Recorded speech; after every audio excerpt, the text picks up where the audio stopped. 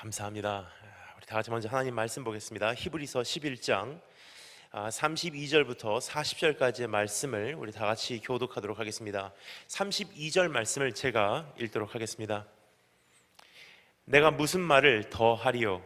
기드온, 바락, 삼손, 입다, 다윗 및 사무엘과 선지자들의 일을 말하려면 내가 시간이 부족하리로다.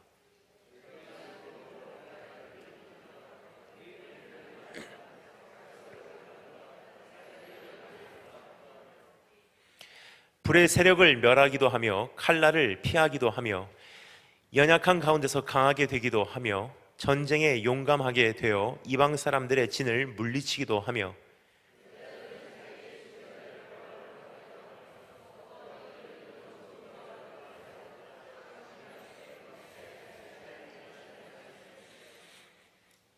또 어떤 이들은 조롱과 채찍질 뿐 아니라 결박과 옥에 갇히는 시련도 받았으며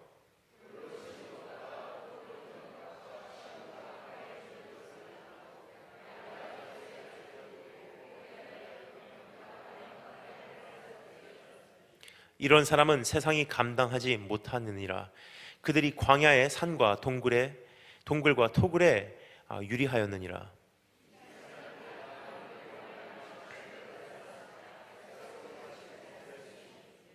(40절) 다 같이 읽겠습니다.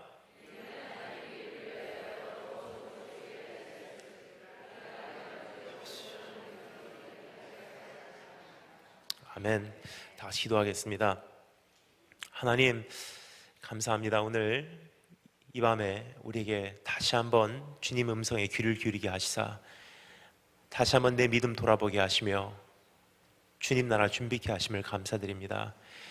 하나님 우리 인생을 보시며 민망히 여기시사 하나님 이렇게밖에 살지 못하는 한 사람 한 사람을 주님 다시 한번 찾아와 주시고 이렇게 세워주시며 주님 나라 꿈꾸게 하여 주기를 소원합니다.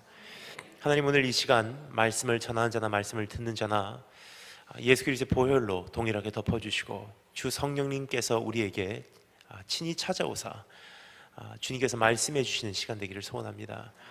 지금부터의 시간을 우리 주님 손에 위탁하옵고 예수 이름으로 기도합니다. 안녕하세요 여러분. 다니엘 김 선교사입니다. 오늘 이렇게 또 다시 뵙게 돼서 얼마나 감사하고 또 감사한지 모르겠습니다. 어제부터 우리가 3일 동안의 이 귀한 시간을 우리가 갖고 있습니다. 어제 저녁에는 주님 다시 오실 날 정말 얼마 남지 않았기에 내 본질을 확인하자 하는 그러한 마음으로 우리가 마태복음 5장 1절부터 12절까지의 말씀을 우리가 살펴보았습니다. 8가지의 하나님께서 크리스찬의 본질을 우리에게 확인시켜 주셨으리라 확신합니다. 여러분 이제 오늘 밤에는 우리가 그 어제 말씀에 이어서 이제는 본질뿐만이 아니라 믿음으로 한번 우리가 들어가 보도록 하겠습니다. 끊임없이 변해가는 세상 속에서 나로 하여금 이 한 시대를 감당케 하는 것은 무엇인가 라는 질문인 것입니다. 여러분 지금 이 세계를 다니면서 여러 나라를 방문하며 많은 분들을 이렇게 뵙게 됩니다. 그러면 자주 듣는 부탁이 뭐냐면 목사님 우리 교회에 오셨으니까 우리 집회에 오셨으니까 꼭 필요한 기독교 세계관을 우리 성도님들께 이야기해 주세요라는 부탁이에요. 저는 그분들이 무슨 생각으로 저에게 그런 부탁하는지 모르겠습니다. 아마도 이런 이야기를 듣기를 원하시는 것 같습니다. 여러분 위대한 꿈을 꾸십시오. 위대한 비전을 품으십시오. 그럼 하나님께서 여러분을 위대하게 쓰실 것입니다. 많이 봉사하십시오. 그러면 하나님께서 여러분을 위대하게 써내실 것입니다. 그런 이야기를 듣기를 원하실 수도 있습니다. 하지만 한 사람의 선교사로서 양심껏 그 이야기를 할 수가 없다는 것입니다. 그래서 정말로 가는 곳곳마다 외치는 한 가지 기독교 세계관이 있다면 바로 이것입니다. 한번 따라해 주셔서 감사하겠습니다. 내일은 환란이지 평안이 아닙니다. 다시 한번 따라해 주셔서 감사하겠습니다. 내일은 환란이지 평안이 아닙니다. 무슨 뜻입니까? 예수님 이 세상에 언제 오실지는 아무도 모릅니다. 하지만 분명한 것은 어제보다 오늘 내 믿음 지키기 힘들어진 것만은 분명합니다. 분명한 것은 오늘보다 내일 더 힘들어질 것입니다. 가면 갈수록 힘들어지지 쉬워지지는 않는다는 것입니다. 만약에 우리의 믿음이 오늘이라는 시간에 기준이 맞춰져 있다면 내일이 왔을 때 우리는 감당하지 못할 것입니다. 그래서 해병대, the Marine Corps, 해병대에서 말하는 그 어떠한 명언이 제 가슴판에 이게 새겨진 것 같습니다. 그것은 무엇이냐면 The only easy day was yesterday. 우리에게 유일하게 쉬웠던 날은 어제라는 날밖에 없다. 가면 갈수록 힘들어진다. 근데 여러분, 어떻게 보면 그것이 성경적 세계관이 아닌가 생각됩니다. 근데 세상은 그것과 전혀 반대 이야기를 우리에게 말해주고 있습니다. 세상은 뭐라 그러죠? An abstract optimism. 아무런 근거도 없는 막연한 낙관주의를 우리에게 계속 이야기해주고 있어요. 괜찮아질 거야. 결혼만 해. 사업만 잘 되면 돼. 경제 회복만 되면 돼.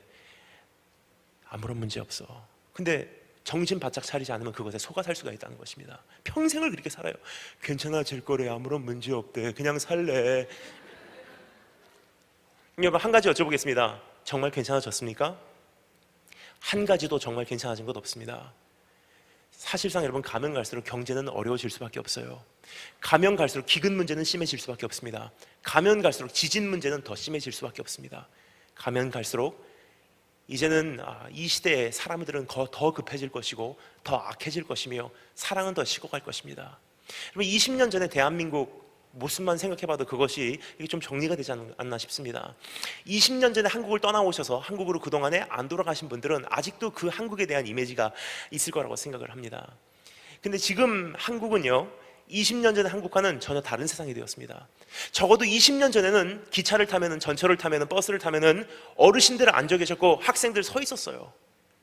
근데 지금은 버스를 타면요, 특별히 학교 앞에서 출발하는 버스는 학생님들 앉아 계시고 어르신들 다 서 계십니다. 전철을 타면 다 이어폰 끼고 핸드폰 갖고 놀고 있어요. 옆에서 사람이 죽어도 무관심이에요. 아니, 옆에 사람 죽으면 핸드폰 갖다 대고 동영상 찍어요.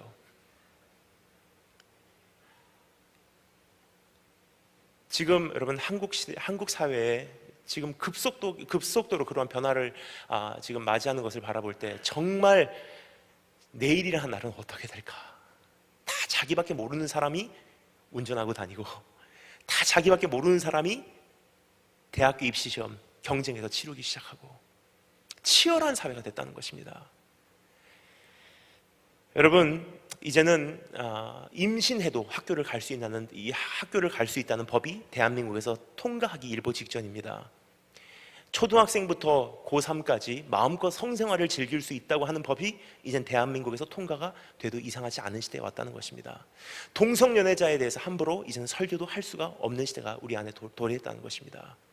근데 우리는 지금도 아직도 괜찮아질 거야, 경제만 괜찮아지면 내 삶은 더 괜찮아져. 분명히 말씀드립니다. 괜찮아지지 않습니다. 정말로 믿음으로 몸부림치기 시작한다면 오늘보다 내일 더 힘들어질 것입니다. 그러면 그렇게 끊임없이 변화되는 이 시대에 나는 어떻게 이 한 시대를 감당해야 할까? 오늘 두 가지 질문을 우리가 가지고 이 말씀에 다가가기를 소원합니다. 첫 번째, 나로 하여금 끊임없이 변해가는 이 시대를 감당케 하는 것은 무엇입니까? 라는 질문입니다. 그리고 두 번째, 나는 그 능력을 어떻게 소유할 수가 있습니까? 그것을 우리 잠시 살펴보도록 하겠습니다. 그럼 첫 번째 질문입니다. 나로 하여금 끊임없이 변해가는 이 시대 견디게 하는 그 능력은 무엇입니까? 우리 32절부터 38절까지 말씀을 다 같이 한 목소리로 한 번 더 읽어보도록 하겠습니다. 32절부터 38절 다 같이 한 목소리로 읽겠습니다. 시작.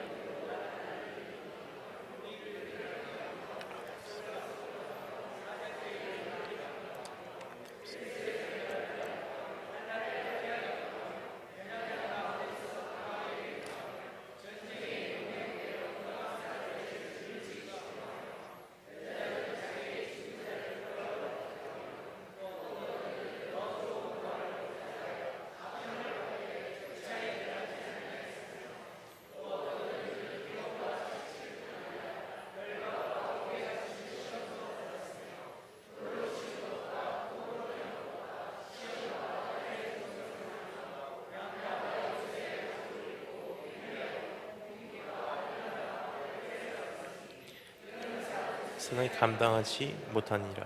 그들이 광야와 산과 덩굴에 통하기에 유리하였느니라. 아멘.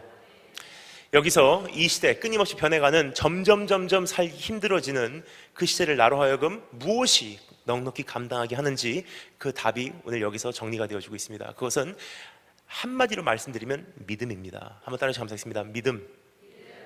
근데 이 믿음이라는 답은 다 알고 있습니다, 솔직히. 그래서 여기서 한 가지 더 정리하기를 원하는 것이 있습니다. 그것은 무엇이냐면 어떤 믿음입니까? 라는 질문입니다. 어떤 믿음을 소유하기에 어떠한 시대가 와도 나로 하여금 그 시대를 넉넉히 감당하게 하는가라는 질문입니다.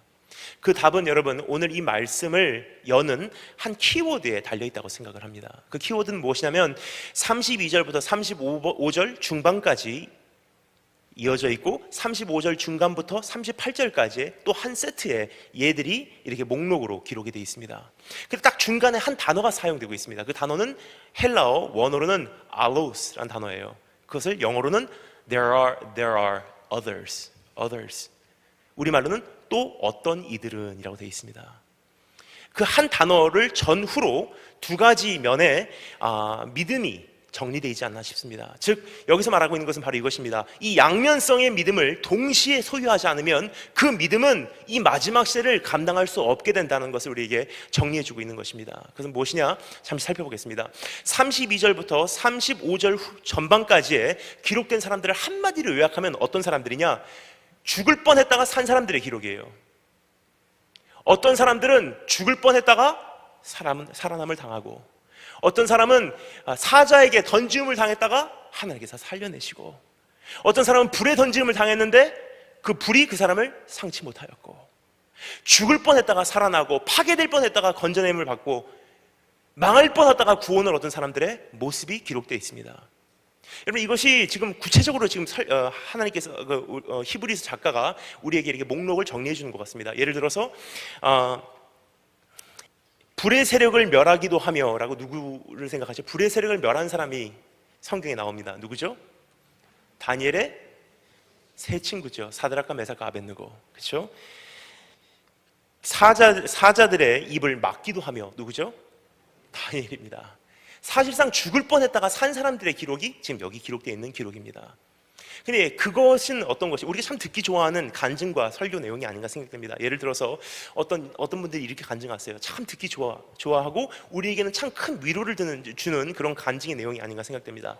예를 들어서 나는 죽을 뻔했습니다.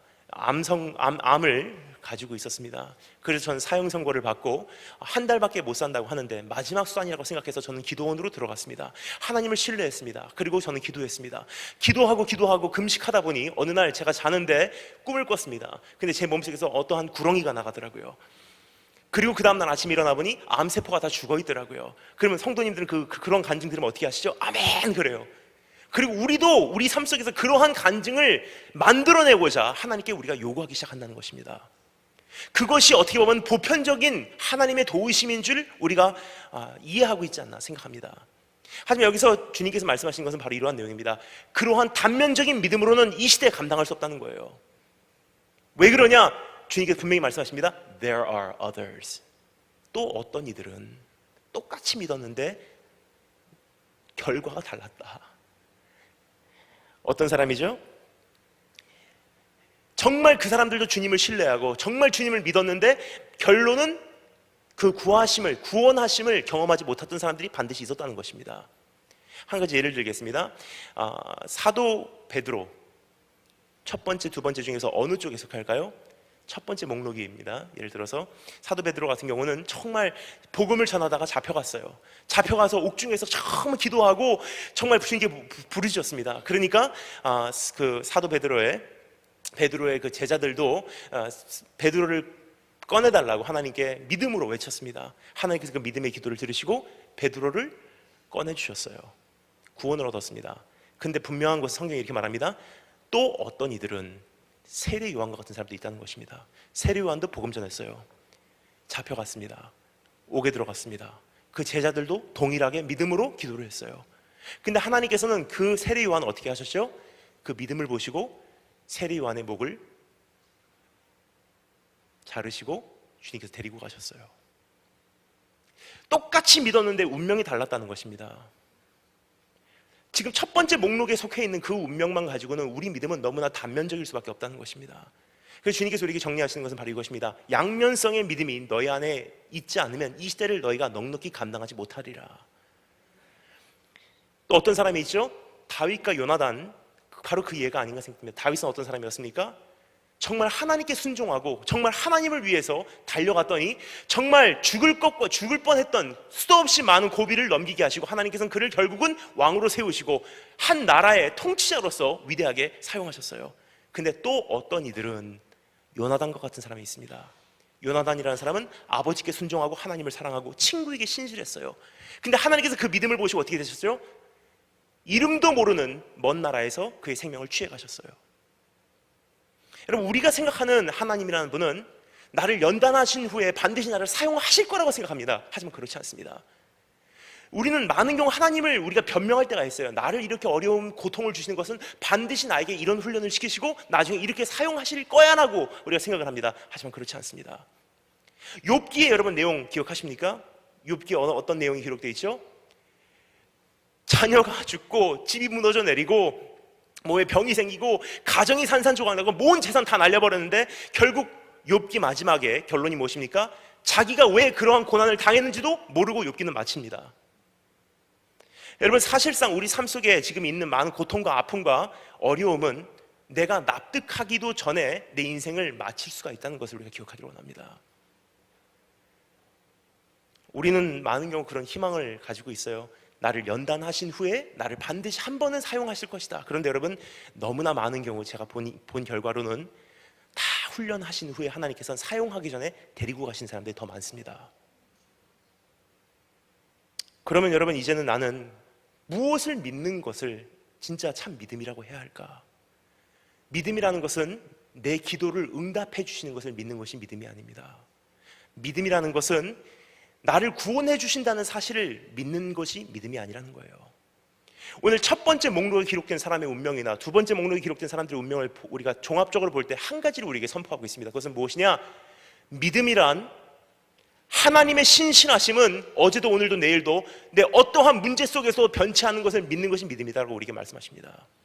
세상 뒤집어져도 나를 사랑하신다는 것만은 분명해. 세상이 나의 모든 삶의 분야가 무너져 내리는 것 같아도 나를 아직도 버리지 아니하셨음은 분명해. 그것을 믿는 것이 믿음이라 성경이 말해주고 있습니다. 왜 어떻게 그것을 알 수 있죠? 35절에 이렇게 되어 있습니다. 또 어떤 이들은 더 나은 부활을 얻고자 하여 라고 되어 있습니다. 더 나은 부활을 얻고자 하여 그러한 악형을 받되 그것을 구차히 면하려고도 하지 않았다고 합니다.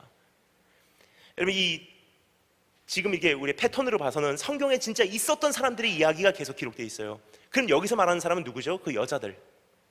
악형을 받되 그것을 구차히 면하려고도 하지 않은 그 여자들이 어떤 여자들인지 여러분 기억하십니까? 아마 모르실 거예요. 왜냐하면 우리들은 이방인이기 때문입니다. 그리고 이 말씀은 히브리서예요. 즉 유대인들에게 썼던 말씀입니다. 근데 유대인들 사이에서는 너무나 유명한 여자예요. 누구냐? 구약과 신약 사이에 구신약 중간기라는 시간이 있었습니다. Intertestamental period. 그때 마카비 혁명을 일으켰던 그 마카비서가 있어요. 그렇죠? 그때 시리아 왕이 쳐들어와서 이스라엘을 점령하고 그때 모든 이스라엘의 귀족 가족부터 마을 한 가운데를 불러냈어요. 그리고 이제 유대인들에게 요구를 하기 시작합니다. 네가 네 하나님을 저주하고 부정한 음식을 먹고 네가 이 시리아의 왕에게 절을 하면은 살려주겠다. 근데 네가 네 하나님을 저주하지 않고 네가 그 부정한 음식을 먹지 않고 이 시리아의 왕에 무릎 꿇지 않으면 이제부터 한 명씩 죽여나가겠다. 근데 이게 죽이는 그 내용들이요, 여러분 기록이 되어 있는데 여러분 이건 대단합니다. 한 가족 단위로 불러내요. 가족 단위로. 예를 들어서 어머니, 아버지 세워놓고 아들들, 딸들 세워놓고 한 명씩 불러냅니다. 막내부터 예를 들어서. 그러면 어떻게 되죠? 이거는 마카비서 2장에 기록되어 있는 말씀입니다. 머리를 도려내요. 껍질을 벗깁니다. 혀를 뽑아내요. 창으로 찌릅니다. 그리고 창자를 드러내서 그 사람을 skewer, 창으로 꼽고 불 위에다가 올려놓고 로스팅 해버려요. 그렇게 해놓고 옆에 있는 사람한테 가요. 너는 어떻게 할래? 너 봤잖아? 넌 어떻게 할래? 네가 네 하나님을 저주하고 네가 부정한 음식을 먹고 네가 시리아의 왕에게 무릎 꿇고 절하면 살려주겠다. 그렇지 않으면 너도 똑같이 돼. 그럼 그 사람이 하나님을 선택하잖아요? 그러면 그 사람도 똑같이 죽입니다. 그리고 그 다음 사람에게 갑니다. 넌 어떻게 할래? 가족 단위로 불러냈어요. 그 기록이 마카비서에 기록이 되어 있습니다. 근데 거기에 어떠한 내용이 있냐? 이런 내용이 기록되어 있습니다. 어떤 여인의 이야기예요. 7명의 아들이 있었습니다. 7명의 아들이 있었는데 그 어머니 보는 앞에서 아들들을 한 명씩 불러내서 그 자리에 세웁니다. 네가 네 하나님을 저주하고 부정한 음식을 먹고 시리아의 왕에게 절을 하면 살려주겠다. 그렇지 않으면 머리 가죽부터 도려내고 혀를 뽑아내고 창을 꽂고 너를 이제 산채로 로스팅하겠다. 근데 여러분, 그 어머니가 뭐라 그런 줄 아십니까? 아마 이 세상에서 그 아들과 어머니하고 마지막으로 나눈 대화였을 거예요. 어머니께서 옆에서 그러한 선택 앞에 선 아들들에게 이렇게 외쳤다고 기록이 되어 있습니다. 아들들아, 절대로 눈 하나 깜빡하지 마. 너의 생명 하나님께서 나에게 주신 거야. 주신 분께 돌려드려. 그러면 언젠가 하나님께서 더 좋은 걸로 너에게 허락해 주실 거야. 무슨 뜻입니까? 이런 뜻이에요. 이 눈 뽑아가려면 뽑아가라. 하나님께서 나에게 주신 것이니 주님께서 취하시고 싶으면 뽑아가라. 근데 먼 훗날 더 좋은 부활이 있는 그날에는 나에게는 더 좋은 눈으로 다시 한번 돌려주시리니 나는 하나도 아깝지 않다. 이 팔 뜯어가려면 뜯어가라. 하지만 이 팔 하나님께 오신 것이니 난 하나님께 돌려드리겠다. 그러면 신실하신 하나님께서는 나에게 언젠가 그대로 더 좋은 것으로 갚아주실 것이다. 한 명씩 아들들이 죽어갔어요. 여러분, 그 중에 어떤 아들은요, 이런 기록이 있습니다. 자기의 내장을 손에다가 담고 외쳤다고 합니다. 아버지, 이 내장 나에게 주셨습니다. 이거 하나님께 다시 한번 돌려드립니다. 그리고 더 좋은 것으로 나에게 허락해 주세요. 또 어떤 이들은 더 좋은 부활을 얻고자 하여 심한 고문을 받되, 영어로는 이렇게 됐습니다. 또 어떤 여인들은 이라고 돼 있어요. 또 어떤 여인들은 더 좋은 부활을 얻고자 하여 심한 고문을 받되 구차히 풀려나기를 원치 아니하였으며. 여러분, 우리가 생각하는 믿음의 단면적인 것은, 여러분, 이 끊임없이 변해가는 지금 이 마지막 시대에는 우리로 하여금 살아남지 못하는 믿음이라는 것을 우리가 다시 한번 기억하기를 원합니다. 이 양면성의 믿음이 없이는 이젠 살아남을 수 없다는 것입니다. 그러면 나로 하여금 끝까지 견디게 하는 그 믿음의 대상은 무엇이냐? 여기 말합니다. 더 나은 부활을 얻고자 하여. 더 나은 부활이라는 것은 무엇입니까? 부활이면 부활이지 더 나은 부활이란 무엇이냐? 여러분, 더 나은 부활이라는 것은 바로 이것입니다. 오늘 여기서 죽은 사람이 있다고 해도 제가 그 사람을 안수해서 그 사람이 살아난다 한들 그것은 부활이 아니란 사실이에요. 왜 그렇습니까?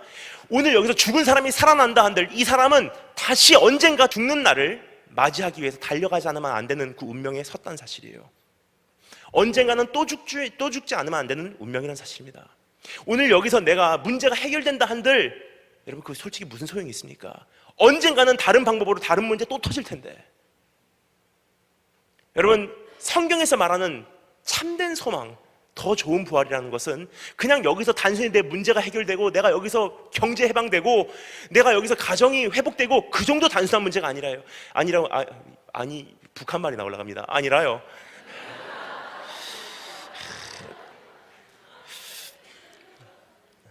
결국 우리의 믿음은요, 문제 해결을 믿는 것이 믿음이 아닙니다. 나를 구원해 주신다는 것을 믿는 것이 믿음이 아니라는 거예요. 그 믿음이라는 것은 무엇이냐? 최후의 날 주님께서 나에게 그대로 갚아주시리니 난 하나님의 신실하심을 신뢰합니다라는 그 믿음입니다. 즉, 내가 확신하노니 사망이나 생명이나 천사들이나 권세자들이나 현재일이나 장래일이나 능력이나 높음이나 깊음이나 다른 아무 피조물이라도 우리를 우리 주 그리스도 예수 안에 있는 하나님의 사랑에서 끊을 수 없으리라. 그것을 믿는 것이 믿음이에요. 그러면 내 목에 칼이 들어온다 한들 여러분, 이것은 결과에 개의치 않는 하나님을 신뢰하는 그 믿음으로 내가 오늘 지탱될 수 있다는 것입니다. 여러분, 그러한 신앙의 선조들이 우리에게는 계십니다. 이미 몸소 우리에게 그것을 보여주셨기에 얼마나 귀한 그러한 신앙의 선조들의 뒷발자취를 따라서 가는 것이 행복한지 모르겠습니다.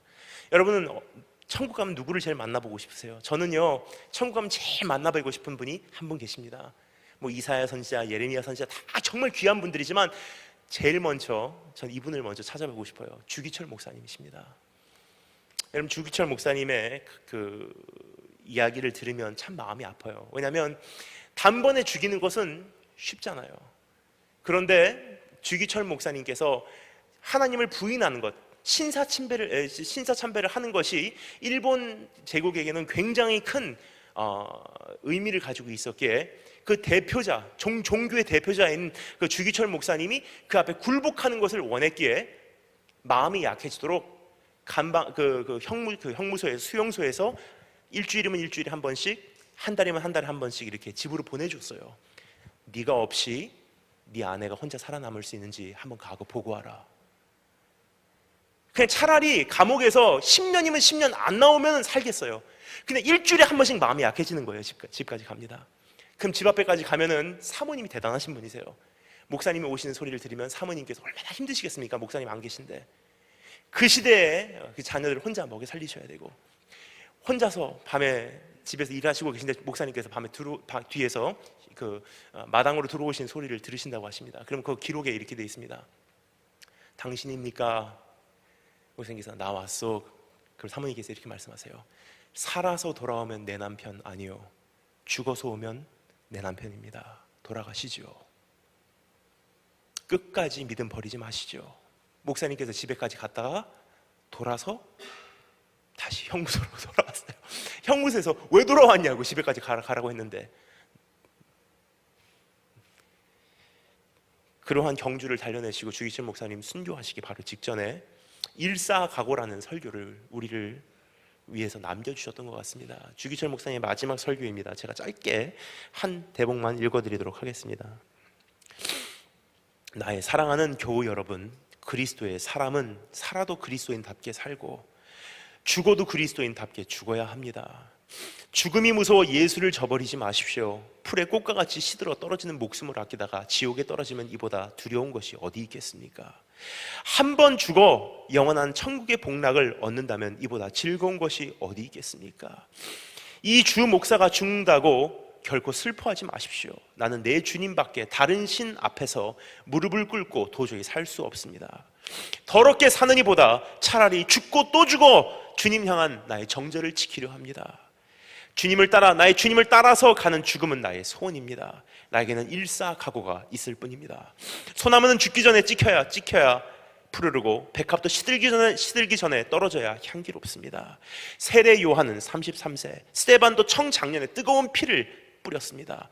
이 몸도 시들기 전에 주님 앞에 제단의 제물이 되겠습니다. 나에게는 오로지 일사각오가 있을 뿐입니다.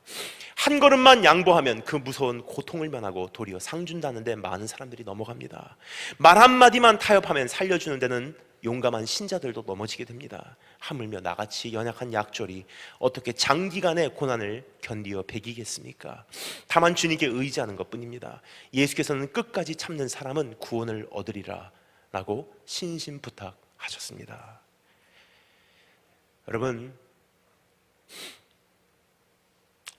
이 모든 분들이 결국은 고난을 받되 끝까지 그것을 구차히 면하려고도 하지 않았다는 것 한 가지, 더 나은 부활을 사모했다고 성경이 기록하고 있어요. 더 나은 부활이라는 것은요, 오늘 내 문제가 해결되는 것 말하는 건 아닙니다. 더 나은 부활이라는 것은 오늘 죽은 사람이 여기서 다시 한번 일어나는 것, 그거 말하는 것이 아닙니다. 더 나은 부활이라는 것은 무엇이냐? 마지막 날 최고의 영원한 그 부활을 가리켜 말하고 있는 것입니다. 결국 주님 다시 오시는 것이 내 마음에 불타오르지 않는다면 여러분, 우리는 끝까지 이 믿음을 지킬 수 없다는 것입니다.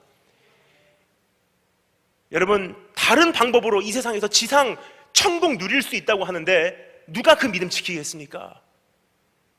말할 수 없는 나의 집이 저 나라에 있다는 것을 내가 정말로 확신한다면 그날까지 우리가 달려갈 수 있습니다. 하지만 그냥 막연한 이 세상에서도 얻을 수 있는 지상 복락이라고 한다면 주님 말고 다른 방법으로 내가 그것을 오늘 얻을 수 있다면 우리는 언제나 주님을 부인할 수밖에 없는 그러한 존재라는 것을 우리가 기억하기를 원합니다.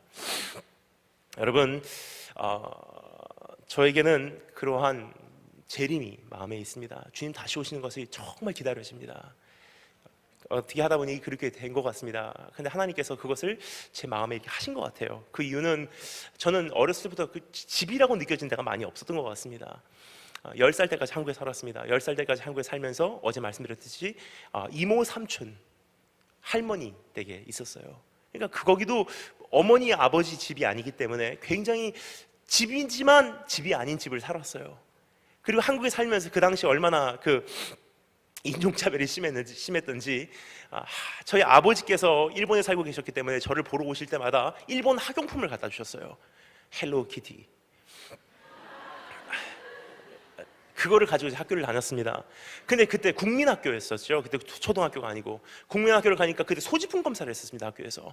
그러면 책상 위에다가 다 엎어놔요. 왜냐? 외제 쓰냐? 국산 쓰냐? 근데 저는 매일 걸리는 거예요. 다 헬로키티거든요. 그 선생님이 배짱 있다 하면서 이걸 잡고서 때리시면서 매번 맞았어요. 일주일에 한 번씩 그거 똑같은 이유로 맞았어요. 뭐냐면 이쪽 봐라. 그러니까 친구들이 쪽발이 아들이라 그랬어요. 제 어렸을 때. 일본 가면 괜찮아지겠지 생각했습니다. 아니더라고요. 한국에서 10살 때 일본으로 떠났습니다. 제1교포 3세 아버지께서 사시는 일본으로 가게 되었는데 그때는 좀 괜찮아질 줄 알았어요. 근데 일본을 막상 가니까 지금 한류 붐이라는 것이 여러분 하나님께서 제 개인에게 주시는 굉장한 위로입니다. 저는 제 평생에 이런 날이 올 거라고는 그 당시에는 상상도 못했어요. 그 당시 학교 가다 보면은 일본 중학교 옆에, 그러니까 저희 학교 옆에 일본 중학교가 하나 있었습니다. 모모치 슈가고라고 합니다. 학교를 가는데 그때 중학교 교문 앞에 있는 불량배들이 항상 저를 불러요. 오이 조센징, 고시고이. 조센징이래요. 학교 가도 일본 학생들에게 조센징으로 몰려다니고. 여러분 조센징이라고 매 맞아 보신 적 있으십니까? 미국 가면 괜찮을 줄 알았어요. 미국 오니까 사관학교의 첫날 You dirty chink. 검은 눈동자 검은 머리카락에 더러운 동양놈아 니네 나라로 돌아가라. 미국에 살던 10년 동안의 생활을 기억하면 10년 동안 짐을 쌌던 생각밖에 안 납니다. 그 러버메이드로 만든 큰 거기 그걸 한 두세 통 가지고 항상 자동차 뒤에다가 싣고 10년을 살았던 것 같습니다. 여름방학 되면 일단 짐을 빼고 여름에 누구에게 맡기고 내가 입을 수 있는 옷만 가지고 여름 기간을 지냅니다. 그리고 또 새 학기가 시작되면 학교와 기숙사에다가 다시 옮겨놓고. 그러니까 솔직히 저에게는요 여러분 밖에서 자는 거나 집 안에서 자는 거나 똑같더라고요. 가끔 물어봅니다. Are you gonna go home for Christmas?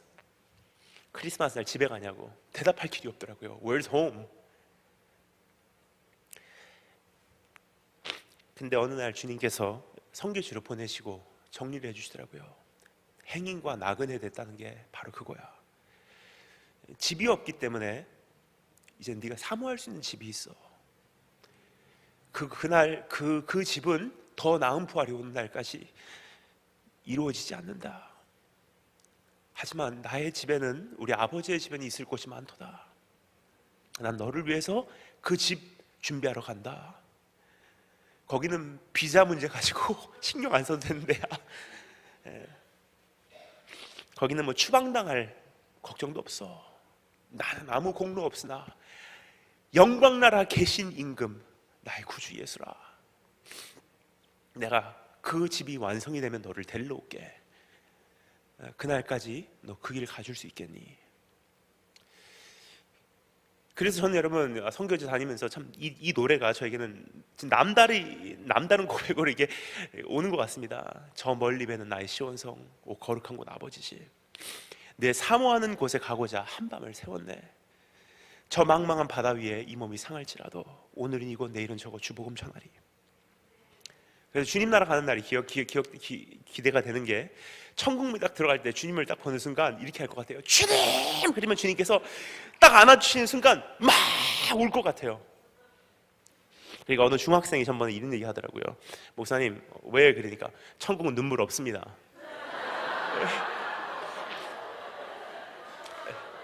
요즘 애들이 그렇습니다, 여러분. 그래갖고 제가 있다 그랬어요. 근데 있는 것 같아요. 적어도 첫날은. 왜죠? 적어도 첫날은. 왜죠? 제 생각이에요. 제 생각입니다. 이거 큰일 납니다. 잘못 이해하시면. 제 생각입니다. 닦아줄 눈물이 있어야지 닦아주지, 여러분. 그쵸? 그래서 주님께 닦아주신다 그러잖아요. 적어도 첫날은 올 것 같습니다. 여러분, 근데 그뿐 아니라 더 좋은 부활이라는 것은 우리의 육체가 영화롭게 되는 그날을 말합니다. 그것에 비교하면 지금의 우리의 부활은요, 여기서 죽은 사람이 오늘 설령 살아난다 해도 이것은 비교가 되지 않는다는 거예요. 오늘 여기서 죽은 사람이 살아난다 해도 이 사람은 끊임없이 언제 죽을지 모르는 그 두려움을 가지고 살아야만 합니다. 오늘 여기서 내 문제가 모두 다 해결이 된다 한들 우리 남은 여생 다른 문제 분명히 터집니다.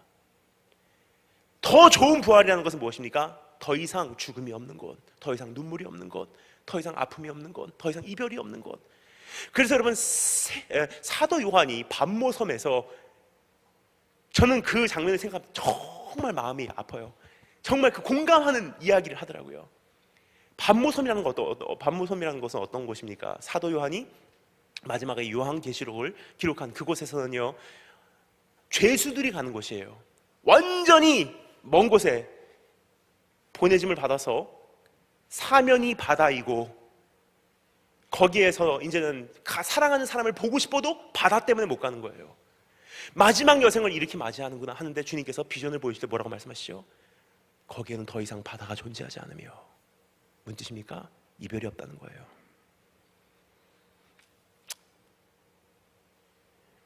주님 오시는 그날에는 우리의 모든 안에 있는 세포가 다시 살아납니다. 우리가 생각하는 부활은요, 그냥 죽은 다음에 우리 영만 날아서 하늘나라 가는 그 부활이 아닙니다. 주님 부활은요, 실질적인 부활이에요. 그래서 우리가 고백하지 않습니까? 몸이 다시 사는 것과 몸이 사는 거예요, 여러분. 그리고 주님께서는 이 세상에 오실 때 그냥 하늘나라 아닙니다. 주님께서 이 세상에 오실 때 정사를 메시고 오신대요. 여러분, 성경에 왜 끊임없이 왕과 백성들, 장군에 대한 예, 천부장, 백부장, 왜 그런 예들이 끊임없이 나올까요? 어떤 유대인 형제에게 물어봤어요. 왜 성경에는 끊임없이 정부에 대한 예가 이렇게 많이 나오냐고. 그 친구가 뭐라고 하는지 아세요? 그것이 실질적인 메시아의 나라기 때문에. 그래서 이사야서에서 뭐라고 말합니까? 그 왕이 오실 때는 어깨에 정사를 메고 왕으로 오신대요. 무슨 뜻입니까? 여러분, 예루살렘 성에 동쪽에 있는 감람산 꼭대기에서 사도행전 2장에서 주님께서 올라가셨어요. 올라가는 것을 바라보고 있던 그 사람들에게 두 명의 천사가 내려와서 뭐라 그러죠? 갈릴리 사람들아, 너희들 왜 그렇게 보냐? 예수님께서 올라가신 대로 내려오리라. 그럼 어디로 내려오시겠습니까? 감람산 꼭대기예요. 그것을 스가랴서 14장에서 뭐라고 말하죠? 그날 여호와의 발이 예루살렘 동편에 있는 감람산 꼭대기에 서리니. 그러면 그 산이 동과 서로 나눠진대요. 그러면 거기서부터 주님께서 내려오세요. 그 산에서부터. 그 산이 어디죠? 2000년 전에 한 사건이 있었어요. 호산나 호산나 찬송하리로다 주의 이름으로 오시는 이요. 주님께서 마태복음 23장에 뭐라고 말씀하시죠? 찬송하리로다 호산나 호산나 주의 이름으로 오시는 이요. 그 고백이 유대인들 안에서 회복되기 전까지는 너희가 나를 보지 못하리라. 근데 그날 감람산 꼭대기에 내리면 그 길이에요. 호산나 호산나 주의 이름으로 오시는 이유 하면 기드론 골짜기를 지날 때 먼저 잠든 자들을 깨워내십니다. 군대를 이끌고 주님께서 그 길로 올라가시게 되면 어디죠? 동문이에요. 동문은 에스겔서에서 폐쇄된 문입니다. 왜 그렇습니까? 여호와의 영광이 들어갔으니 여호와만이 사용할 수 있는 문이라. 여호와 하나님 외에는 그 문을 통과할 수가 없습니다. 근데 그 문은 닫혀져 있어요, 예루살렘에. 근데 그날 그 문이 열리기 시작합니다. 그래서 말합니다. 문들아 들으라, 왕께서 들어가신다. 그래서 직선거리로 올라가면 어디죠? 옛날 지성소가 있던 곳. 다시 한번 율법이 시온에서 나오는도다. 그 주님께서 시온 한가운데서 온 열방을 통치하시기 시작한다는 것입니다. 그날 우리의 몸은 영화롭게 될 텐데, 우리의 몸이 어떻게 영화롭게 되냐? 영화롭게 된다고 하면 우리가 참 이해하기가 힘들어요. 무슨 몸인가? 이렇게 생각하시면 가장 간단하지 않을까 싶습니다. 우리가 지금 오감각을 가지고 삽니다. 뭐죠? 시각과 미각과 총각은 저죠. 촉각과 청각과 후각, 그렇죠? 오감각을 가지고 삽니다, 그렇죠? 근데 이 오감각을 가지고 사는데 이 오감각을 최대한 우리 오감각을 통해서 누릴 수 있는 이 경험을 최대한 극대화시키려고 몸부림치는 것이 인생이 아닌가 생각됩니다. 보는 시각도 내가 최대한 극대화시켜서 그 쾌락을 느끼려고 하는 것이 인생이라고 생각해요. 그 오감각을 가지고도 이렇게 몸부림치는데, 여러분 사실상 사감각을 가지고 있는 사람과 오감각을 가지고 있는 사람의 인생의 범위가 다르다는 사실이에요. 예를 들어서 시각만 가지고 있는 사람, 시각이 없는 사람하고 시각을 가지고 세상을 사는 사람하고는 세상의 세계관 자체가 다릅니다. 빨간색이라는 색이 있다는 것을 아무리 설명해도 시각이 없는 사람에게는 머리는 이해를 해요. 하지만 그 사람 인생에는, 그 사람의 세계관 안에는 빨간색이라는 색은 존재하지 않습니다. 그러니까 여러분, 우리가 지금 확신하는 거예요. 나는 이 오감각이 단 줄 알아요. 이거밖에 없기 때문에. 근데 여러분, 마지막 날 우리가 더 좋은 부활이 올 때 우리의 몸이 다시 한번 부활하고서 우리의 몸이 영화롭게 된다는 것은 무슨 뜻이냐? 존 켈빈이 이렇게 얘기하더라고요. 이런 글이 있습니다. 우리 몸에 잠들었던, 태초부터 지금까지 잠들어 왔던 1000개 이상의 감각이 그날 눈을 뜬대요. 지금은 오감각이에요. 그날은 1000개 이상의 감각이에요. 그날에 비하면 여러분, 오늘 우리의 모습은요, 당근밖에 되지 않는다는 것입니다. 당근이나 오이 정도예요. 여러분, 1000개 이상의 감각을 가지고 세상을 누리기 시작한다면 여러분 어떻겠습니까? 장담하고 이것은 절대로 존재할 수가 없다고 생각했건만 감각 하나만 눈 떠도 내 눈앞에 있었던 거예요. 그래서 히브리서 11장 제일 첫 번째 뭐라 그러죠? 믿음은 바라는 것의 실상이래요. 즉 믿음이라는 감각이 눈을 뜨기 시작할 때 장담하고 없었다고 생각했던 세상이 내 앞에 펼쳐진다는 것입니다. 여러분, 그 나은 부활이, 더 좋은 부활이 우리에게 있기에 이 하나의 생명쯤은 여러분 이제는 아무것도 여기지 아니하시고 이제는 나머지 경주 달려가셔서 한 분 한 분 되시길 주님으로 축원합니다. 여러분, 참 타협할 수 있는 기회들이 참 많은 것 같습니다. 하지만 주님께서 끝까지 견디는 자는 구원을 얻는데요. 그래서 여동생하고 최근에 이런 대화를 나눴어요. 솔직히 여러분, 저는 미국에 살면서 가장 두려웠던 것이 무엇이냐면 일본이나 한국에 계신 부모님, 저는 미국에 살고 있었을 때입니다. 한국이나 일본에서 부모님하고 무슨 일이 있었을 때 제가 만약에 비행기 자리를 못 구해서 못 가면 어떻게 할까라는 것이 10년 동안 미국 살면서 가장 큰 두려움으로 제 안에 자리 잡고 있었어요. 여러분, 솔직히 뉴욕부터 JFK부터 시작해서 한국으로 가는 비행기 14시간, 15시간이죠. 그거 타고 가면서 여러분 솔직히 우리가 희망이 있어요. 아무리 힘든 15시간의 비행이라 할지라도 도착해서 문 열리면 내 눈앞에 사랑하는 가족들이 기쁜 얼굴로 기다리고 있고 내가 사온 선물들 줄 수 있다는 그 기쁨이 있으니까 15시간 버티고 갑니다. 근데 만약에 가족에 무슨 일이 있어서 도착하면 돌아가셨다는 것을 내가 안다면 그 15시간 아마 정신 돌 것 같을 거예요. 기내식 먹을 때까지는 괜찮을 거예요. 근데 기내식 먹고 나머지 열 몇 시간을 불 다 끌 때 가만히 있는데 전 제 자신이 그것을 감당하지 못할 것이 가장 두려웠습니다. 근데 이별이라는 것이 참 싫어요. 근데 이번에 여동생하고 이런 대화를 나눴어요. 미국에 이제 떠나보내면서 저는 한국에 있었고 여동생을 미국으로 보내면서 이런 대화를 나눴어요. 제 여동생은 저에게는 둘도 없는 여동생이에요.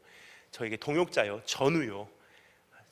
저에게는 둘도 없는 여동생이요, 친구입니다. 그 여동생에게 이렇게 얘기했습니다. 이제 미국 정세라든지 세계의 모든 움직임이 심상치가 않다.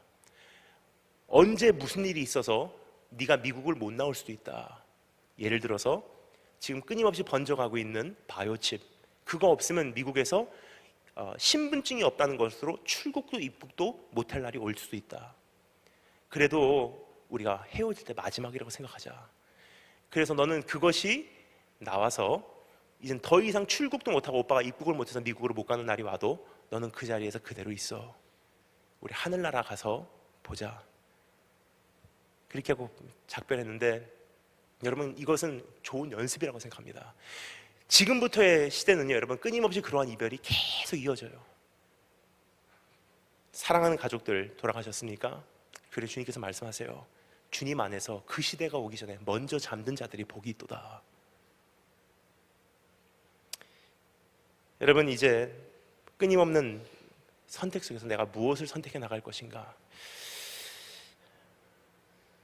오늘 선택하시는 그런 축복이 있으시길 주 이름으로 축원합니다.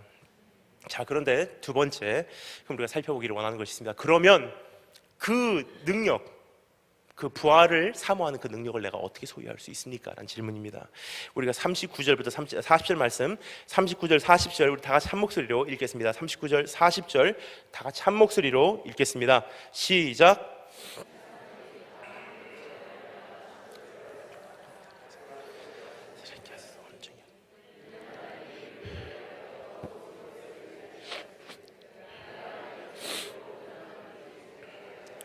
아멘.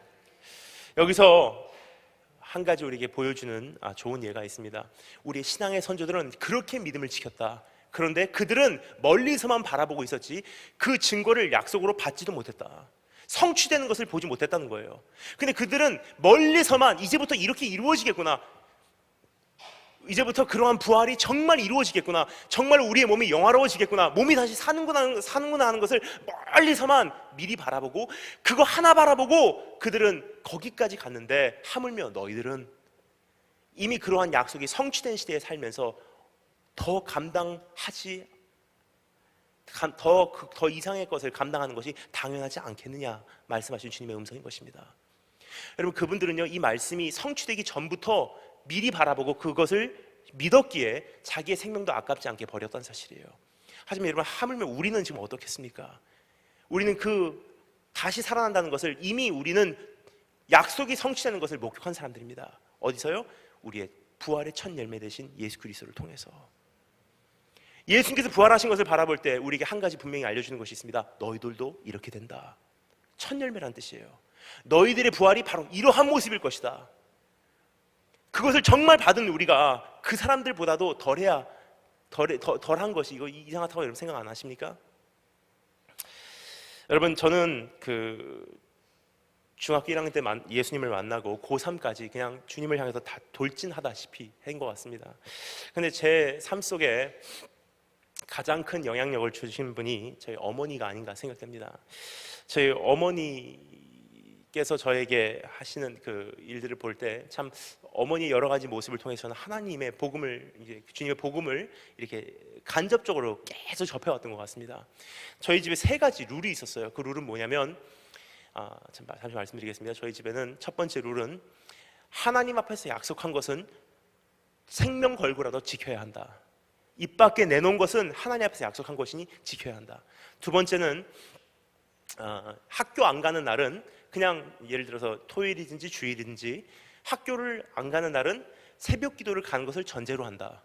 그리고 세 번째는 어머니께서는 웬만해서는 회초리 안 드세요.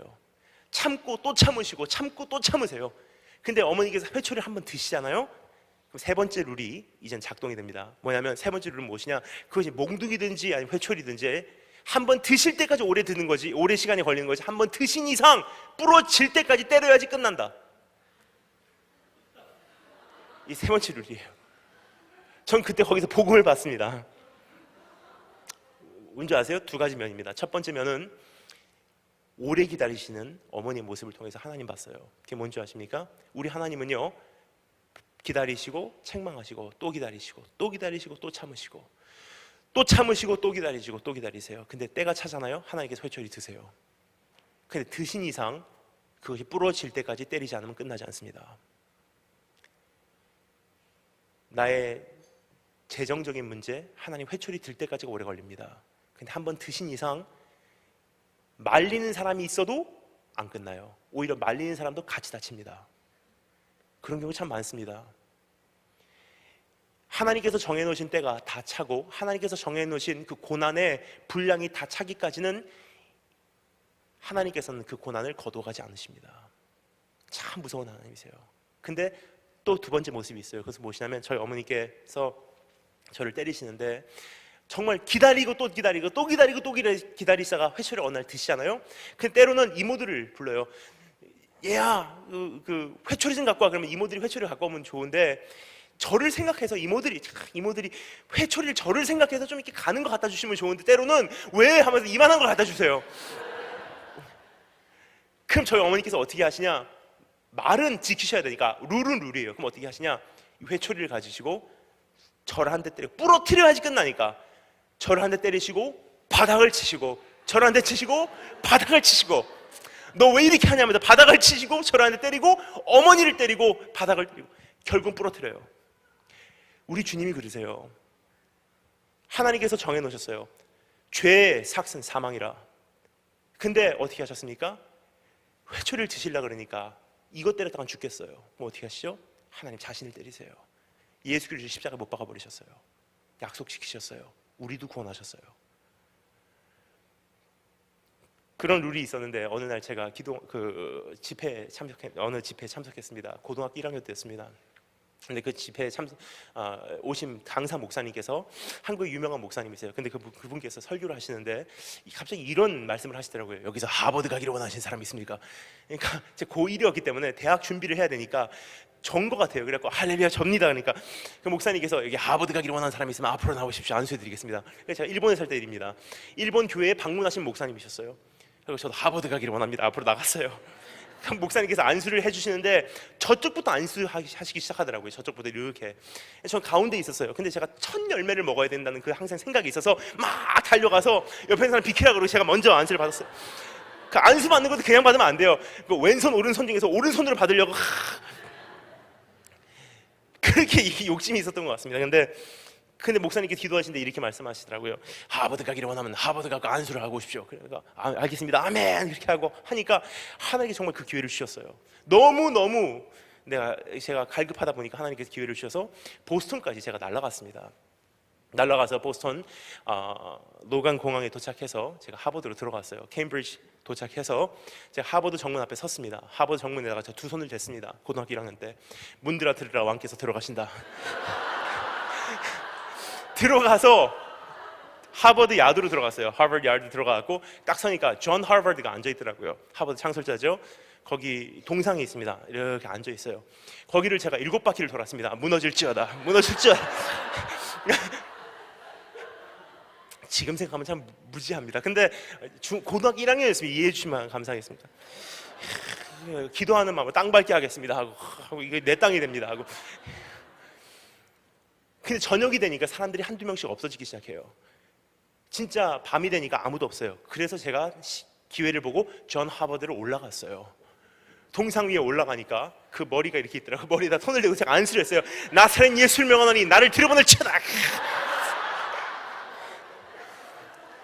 근데 얼마나 무지한지 하나님께서 불쌍하셨나 봐요.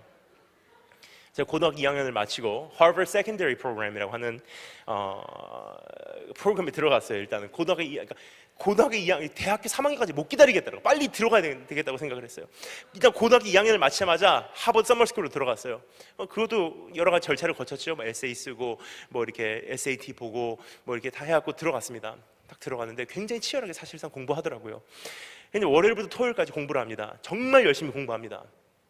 거기서 월요일부터 토요일까지 정말 열심히 공부하고 토요일날 저녁에는 렉싱턴이라고 하는 곳에 저희 삼촌이 살고 있었기 때문에 제가 이제 방문하러 갔습니다. 삼촌네 가면은 또 거기서도 공부하는 거예요. 밤새도록 공부합니다. 토요일날 저녁에도. 근데 그때 마침 한국에서 일본에서 저희 어머니 아버지께서 오신 거예요. 잠깐 오신 사이에 이제 제가 거기 삼촌네 같이 계셨어요. 밤에 공부하고 있습니다. 어머니께서 문을 여시고 이렇게 말씀하세요. 엄마 먼저 잘게. 내일 새벽기도 가지? 당연히 가는 거죠. 내일 주일이니까. 네네네 안녕히 주무세요. 어머니께서 그래 엄마 잘게 하고 주무셨어요. 한 새벽 2시 정도까지 공부한 것 같습니다. 새벽 5시 깨우시더라고요. 자는데 일어나라.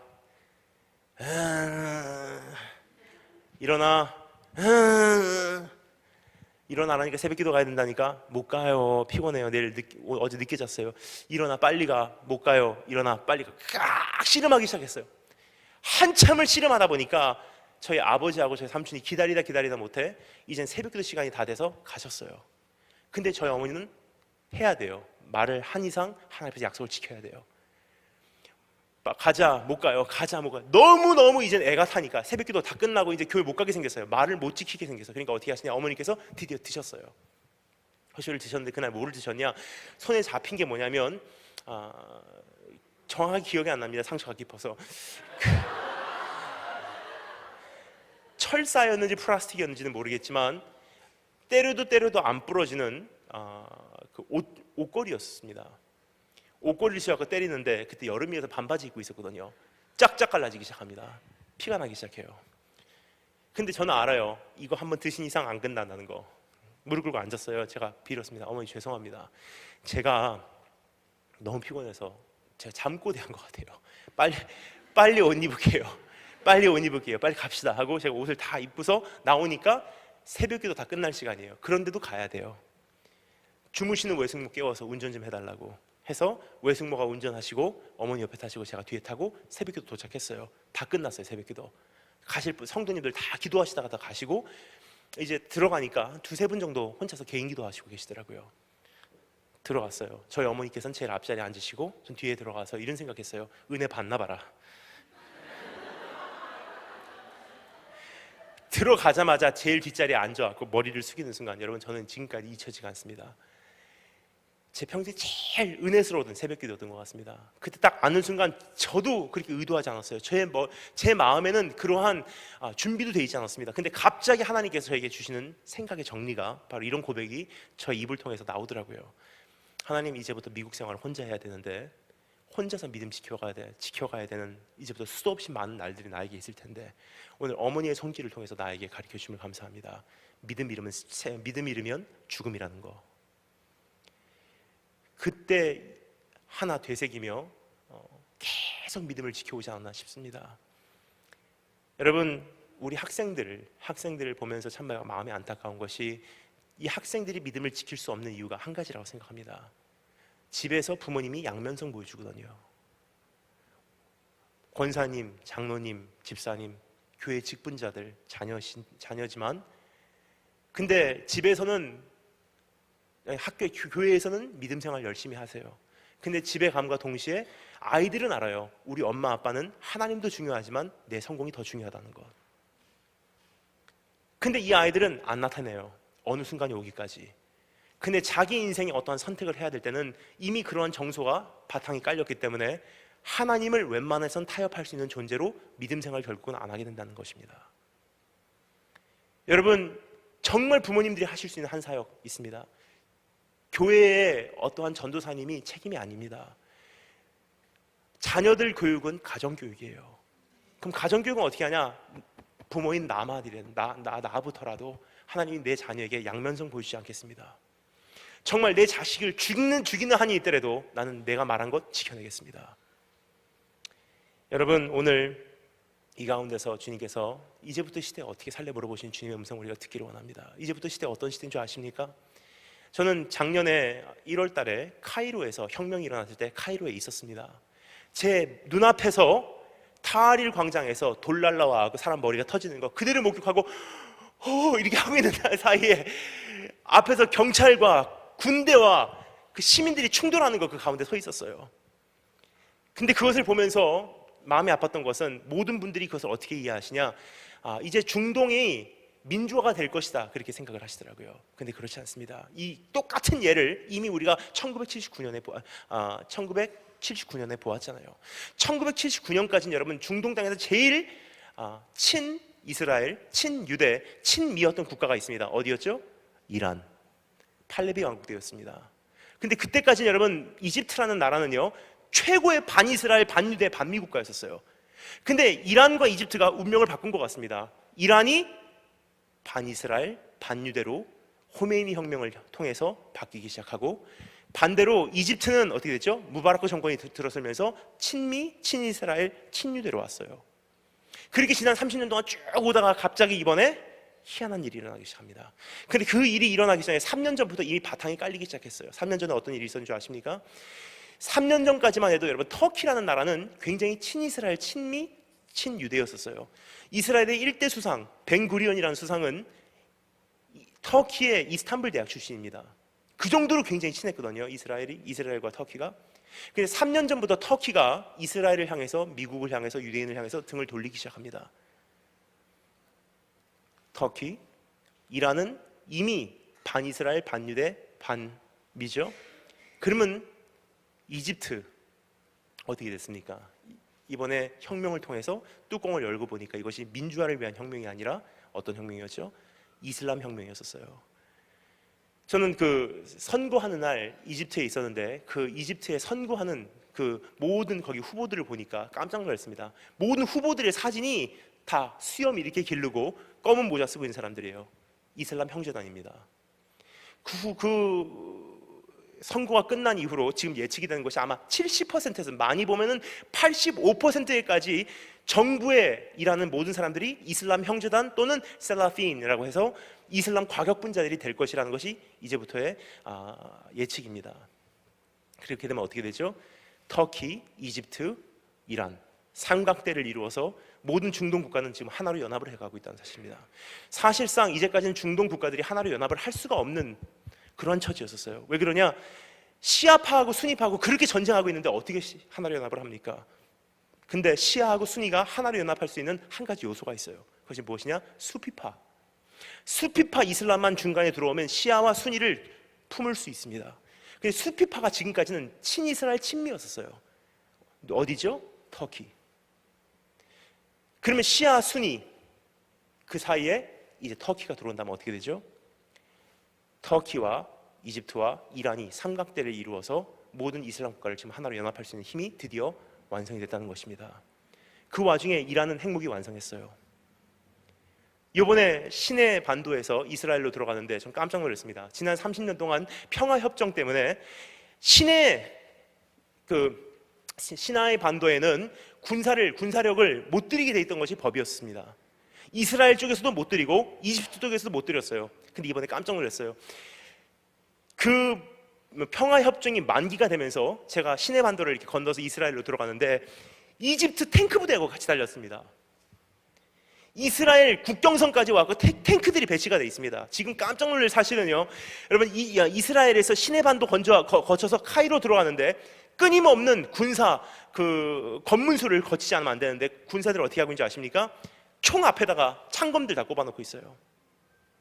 지금 전쟁을 알고 있어요. 이집트 쪽에서는. 여러분 그들이 하나가 되면 결국은 하나의 수도를 향해서 다가올 수밖에 없습니다. 어디죠? 그들이 잃어버린 한 가지 수도, 예루살렘.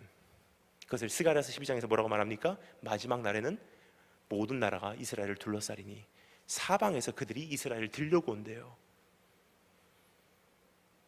그것을 5월 14일 작년에 보여줬죠. 5월 15일 작년 5월 15일 무슨 일이 있었죠? 이스라엘 둘러싸고 있는 4개국 레바논, 시리아, 요르단, 이집트에서 국경선 넘어서 팔레스타인 사람들이 우리 땅 돌려달라고 이스라엘에게 시위하고 왔어요. 그것을 바라본 미국 정부는 뭐라 그러죠? 5월 19일 오바마 대통령이 이렇게 얘기합니다. 예루살렘 땅은 분배해서 이제 팔레스타인으로 돌려보내자. 이스라엘은 1968년 전에 영토로 돌려보내야 된다. 다 들려고 합니다. 이제 이스라엘을. 결국 여러분 요엘서 보면은 마지막 날 주님께서 심판하실 때 두 가지 제목이더라고요. 기드론 골짜기, 여호사밧 골짜기에서 예수님께서 이 땅에 정부를 설립하시고 모든 민족들을 불러내셔서 그 왕들을 주님께서 국문하신대요. 두 가지 제목입니다. 첫 번째, 하나님의 땅을 분배한 죄와 두 번째, 하나님의 백성을 흩은 죄래요. 이제 근데 모든 세상의 나라들이 지금 그러한 일들을 하려고 지금 유엔을 앞세우고 지금 진행하고 있어요.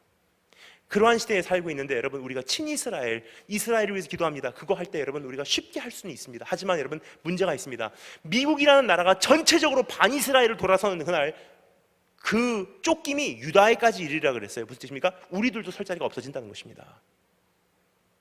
이스라엘을 위해서 기도하는 자, 이스라엘을 사랑하는 자, 이스라엘을 위해서 정말 중보하는 자는 세상이 이스라엘에게 등 돌리기 시작하는 그날 우리들도 설 자리가 없어진다는 것입니다.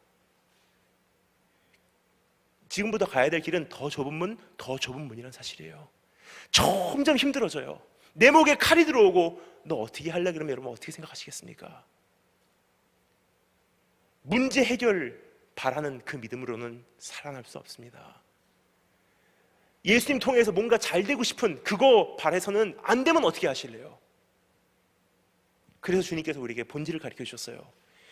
사역을 다녀온 주님의 제자들이 이렇게 말하죠. 주님, 우리가 주님의 이름으로 명하니까 귀신도 나가더라고요. 너무 감사하더라고요. 그러니까 주님께서 뭐라고 말씀하시죠? 그거 갖고 기뻐하지 마라. 하늘나라의 생명책에 너의 이름이 기록되어 있는 거 가지고 기뻐하라. 무슨 뜻입니까? 바로 이런 뜻이에요. 너 마귀가 나간 거 가지고 기뻐하면, 너 내일 마귀 안 나가면 너 뭐 갖고 기뻐할래? 기도 응답 받은 거 가지고 기뻐하면, 너 내일 기도 응답 아니고 다른 방법으로 문제가 이렇게 진행되면 너 뭐 갖고 기뻐할래? 네 병이 난 거 가지고 기뻐하면 내일 병이 안 나면 너 뭐 갖고 기뻐할래? 본질이 아니란 사실이에요. 본질이라는 것은 변하지 않는 것을 본질이라고 합니다. 우리의 본질적인 기쁨은요, 문제 해결에 있지 않다는 사실이에요. 우리의 본질적인 기쁨은 어떠한 내 문제의 해결에 있지 않다는 것입니다. 어제 본질을 살펴보면서 우리가 한 가지 확신했습니다. 그것은 흔들리지 않는 것. 오늘 이 말씀을 통해서 우리가 그 본질의 정체를 우리가 발견할 수가 있습니다. 그것은 무엇이냐?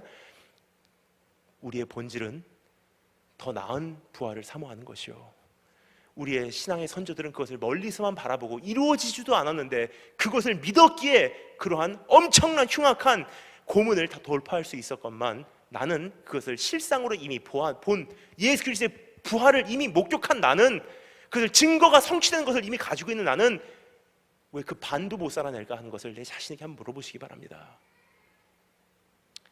여러분, 주님 오실 날 정말 가까워지며 오늘 세계가 어두워지고 있습니다. 한번 타협하기 시작하면 끊임없이 타협할 일들이 많이 있을 거라고 생각합니다. 하지만 한 번 선택하면 내 생명 내려놓는 일이요, 이제 어떻게 선택해 나갈까 한번 생각하시는 한 분 한 분 되길 주님으로 축원합니다. 여러분, 저는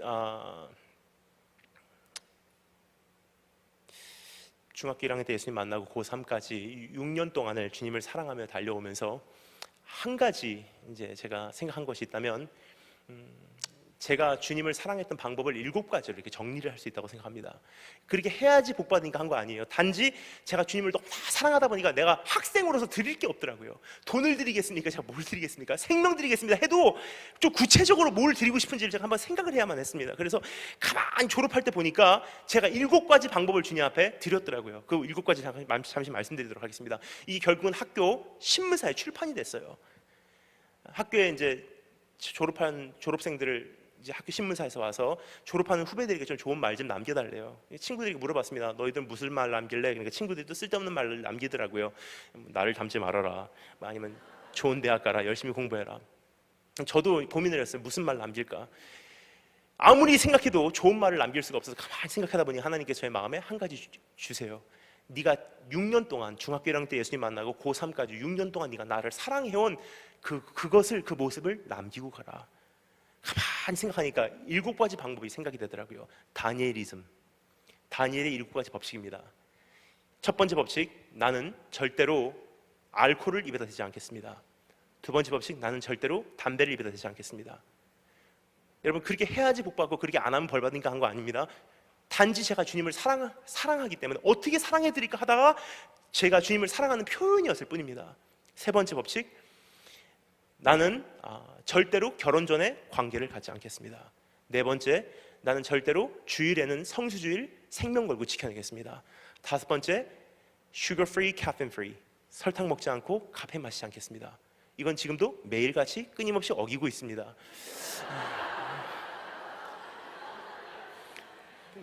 카라멜 프라푸치노가 얼마나 맛있는지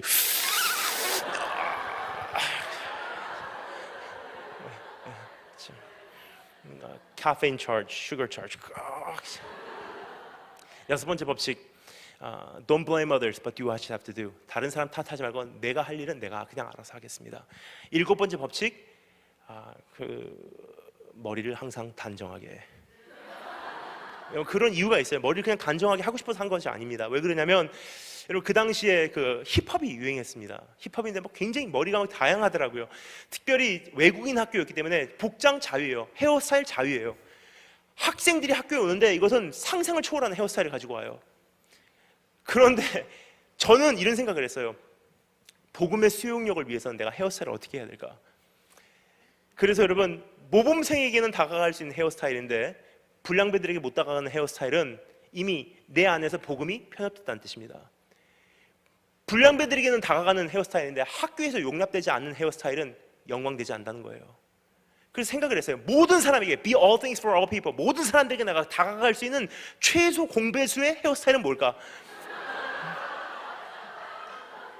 그렇게 학교 출판이 됐어요. 그러니까 학교에서 이제 신문사 출판이 되니까 주님께서 기뻐하셨던 것 같아요. 얘는 정말 그렇게 살았어. 그걸 증명하시러 하셨던 것 같아요, 학교에서. 그러니까 그 출판이 되니까 친구들이 보잖아요.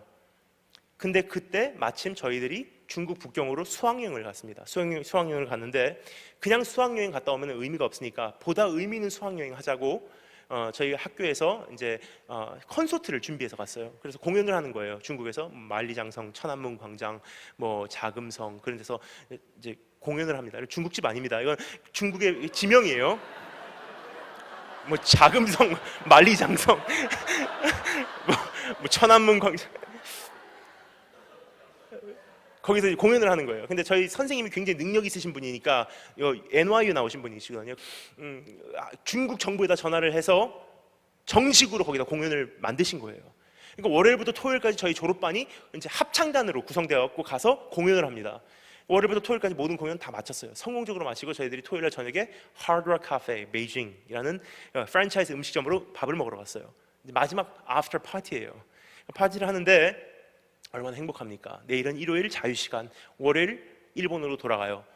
대학교 이미 합격됐어요. 고등학교 성적 이미 다 나왔어요. 나머지 한 달 학교 남은 거 그냥 왔다 갔다만 하면 돼요. 친구들하고 행복하고 음식은 맛있고 여러분 일주일 동안 모든 공연 다 성공적으로 마쳤고 그날 또 특별히 하드락 카페에 온 그 뮤지션, 라이브 뮤지션 게스트가 누구냐? 스팅이라는 가수였었어요. 그러니까 얼마나 행복합니까? 너무 행복해, 분위기가 최고다 하고 더 이상 인생에 행복할 수 있을까 하는 생각을 하고 있을 때 저희 미스터 아마토가 일어나서 얘기합니다. Attention please everybody 하더니 하신 말씀이 너무나 축하합니다. 너무나 잘했습니다. 다 박수하더라고요. 그러니까 하신 말씀이 근데 좋은 소식입니다. I have a good news 하면서 말씀하시는 것이 내일 우리가 앵콜 공연을 하도록 하겠습니다. 두 번의 앵콜 공연이 있습니다. 내일 오전 11시와 저녁 7시입니다. 식사 맛있게 하시죠 하고 앉았어요. 저녁 안에 갈등이 시작돼요.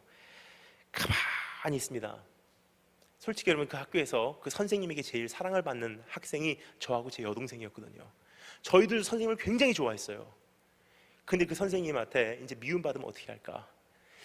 하나님의 영광을 위해서 지금까지 달려왔는데 여기서 내가 오히려 미움받고 욕 듣고 끝나면 어떻게 할까? 참 두려움이 있는데 너무나 감사한 것은 이미 가치 기준이 설립됐더라고요.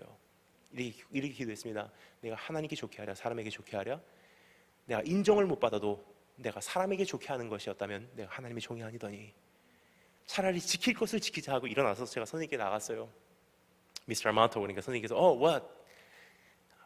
I gotta go to church tomorrow. 내일 교회 가야 돼요. 그러니까 선생님께서 저를 보시고서 웃으세요. 농담으로 하시는 말씀이 야 여기 중국이야. 교회 없어. 네 방에서 드려. 네 하나님은 방에도 계셔. 그렇게 말씀드렸어요. 선생님 처음부터 주일은 아무것도 안 한다고 한 것을 말씀하셨기에 제가 여기까지 오지 않았습니까? 내일 제가 예배 드리도록 허락해 주십시오. 그러니까 선생님께서 야야야 여기 없어 교회 방에서 드려. 알았어? 그래 부탁입니다. 여기 내일 공연이야. 안 돼. 선생님 부탁입니다. 안 된다니까. 부탁입니다. 안 돼! 스팅이 연주하다 멈췄어요 여러분. 스팅의 연주를 역사상 멈춘 건 저밖에 없을 거예요. 너무 분위기가 이상해지니까 가만히 보고 있어요. 근데 친구들이 그걸 보다가 너무나 분위기가 이상해지니까 양쪽 팔짱을 끼고서 밖으로 끌고 나갔어요. 음식점 밖에 나가자마자 친구들이 저에게 욕을 하기 시작합니다. 너 같은 것 때문에 내가 교회 안 가는 거야. 기독교 신자들은 꼭 분위기를 망쳐놓는다니까. 너 같은 것만 아니면 네 하나님 오늘 칭찬받았어. 내가 너 같은 것 때문에 배타적인 기독교 신자 때문에 내가 네 하나님 싫어하는 거야. 막 욕하고 저주를 하기 시작해요. 가만히 듣고 있었어요. 근데 아까 말씀드렸죠. 제 여동생은 저하고 둘도 없는 동역자고 전우고 친구고 여동생이에요. 왜 그러냐면 여러분 제가 중학교 1학년 때 일본에서 노방전도를 시작했습니다. 중학교 2학년 때 시작했습니다. 그때 여동생이 초등학교 5학년이었어요. 한번 상상해 보시기 바랍니다. 중학교 2학년 때 제가 성경책을 가지고 일본 시내 한복판으로 뛰어나갔어요. 제가 살던 곳이 후쿠오카라는 곳입니다. 도쿄, 오사카, 후쿠오카 3대 도시 중 하나입니다. 후쿠오카의 가장 중심가 덴진이라는 곳이 있어요. 서울로 말하면 명동 같은 곳이에요. 거기 딱 가면 토요일 저녁 7시 최고 하이라이트 피크아워예요. 여행 오신 분들, 관광객들, 학생들 뭐 수천 명이 오고 가요. 거기를 제가 성경 들고 딱 섰어요. 중학교 2학년짜리입니다. 사람들이 안 봐주잖아요. 이게 보고 있다가 너무 안 봐주니까 제가 어떻게 할까 하다가 갑자기 이런 마음이 들어요. 올라가자. 깊은 곳에 그물 던지자 하는 생각이 들어서 가만히 보니까 수천 대의 자동차가 지나다니는 그 메인 스트리트 앞 옆에 가드레일이 올라와 있어요. 거기를 제가 올라갔어요. 그게 사람들이 지나가다가 올려다봐요. 제가 왜 이런 일을 하는지 제 자신이 믿어지지가 않았고 입이 안 열리더라고요. 근데 한 가지 제가 안에 확신한 것이 있어요. 한 말씀, 내가 외칠 수 있는 말씀 외치겠다 해서 이거 들고서 외치는데 예수 그리스도, 예수 그리스도, 예수 그리스도 1시간을 외쳤어요. 한마디만 외쳤어요. 사람들이 정신 돌았다고 생각하죠. 근데 이게 가드레일이 좁아서 중심을 잡을 수가 없습니다. 그래서 옆에 이게 예비가 된 게 신호등이 있더라고요. 신호등에 매달리기 시작했어요. 그리고 외치기 시작합니다. 예수 그리스도, 예수 그리스도. 1시간쯤 외치니까 참 희한한 일이 일어납니다. 그때부터 입이 열리기 시작하더니 생각지도 못했던 말들이 튀어나오기 시작합니다. 예수 그리스도 아나타 와이시마스, 예수 그리스도 아나타 와스쿠이마스, 예수 그리스도 텐국스미라마 지국 주식 아나타 와스쿠이데스. 예수님은 당신의 사람이다. 예수님은 당신을 구원합니다. 예수 천국, 불신 지옥, 십자가 당신의 구원입니다.